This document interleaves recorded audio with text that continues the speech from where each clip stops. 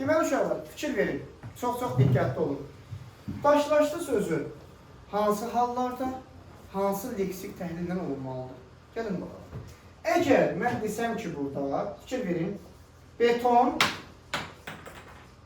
daşlaşdı. Bir də uşaqlar daşlaşdı. İkisi də ayrı mənadır. Gəlin baxaq. Betona baxaq, daş sözün kökü.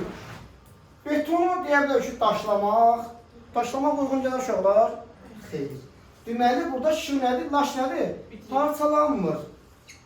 İndi bura baxalım. Uşaqlar daşlaşdı. Uşaqlar daşlaşdı nə deməkdir? Bir-birə daş atırlar. Daş sözün kökü. İndi yerə baxaq. Daşlamaq sözü, daşlaşmaqla uyğunluğu var, bir-birə daş atmaqla. Uşaqlar bir-birə daşlayır ki, nə olur sonra? Daşlaşmış olur. Deməli, burada daşlayırlar ki, bir-biri daşlaşmış sayılırlar.